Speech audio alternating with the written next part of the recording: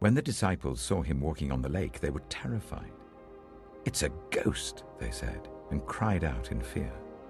But Jesus immediately said to them, "Take courage, it is I. Don't be afraid." Matthew chapter 14.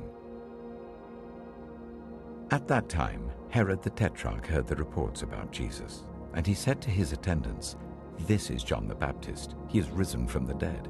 That is why miraculous powers are at work in him."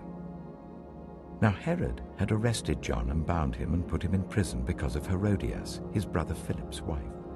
For John had been saying to him, "It is not lawful for you to have her." Herod wanted to kill John, but he was afraid of the people because they considered John a prophet. On Herod's birthday, the daughter of Herodias danced for the guests and pleased Herod so much that he promised with an oath to give her whatever she asked. Prompted by her mother, she said, "Give me here on a dish the head of John the Baptist."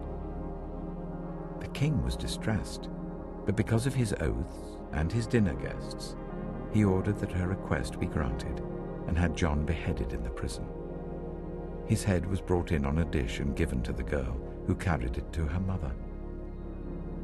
John's disciples came and took his body and buried it. Then they went and told Jesus. When Jesus heard what had happened, he withdrew by boat privately to a solitary place. Hearing of this, the crowds followed him on foot from the towns. When Jesus landed and saw a large crowd, he had compassion on them and healed those who were ill. As evening approached, the disciples came to him and said, "This is a remote place and it's already getting late. Send the crowds away so that they can go to the villages and buy themselves some food." Jesus replied, "They do not need to go away.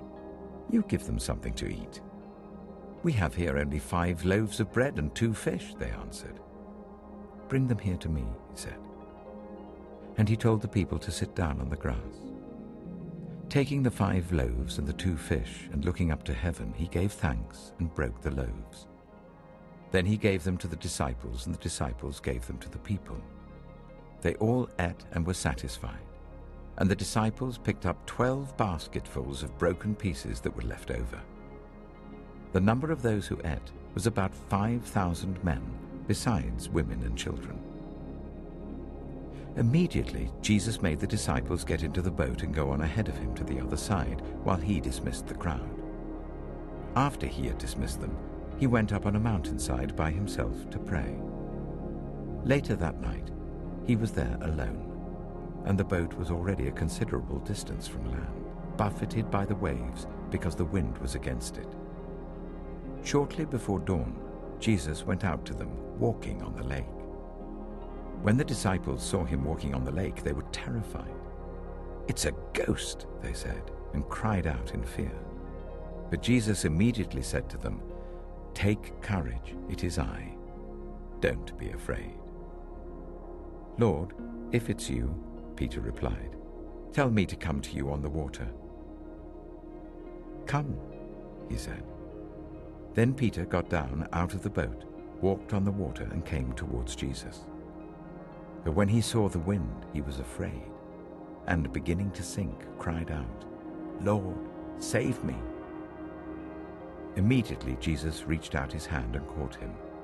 "You of little faith," he said, "why did you doubt?"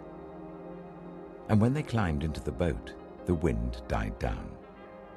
Then those who were in the boat worshipped him, saying, "Truly, you are the Son of God."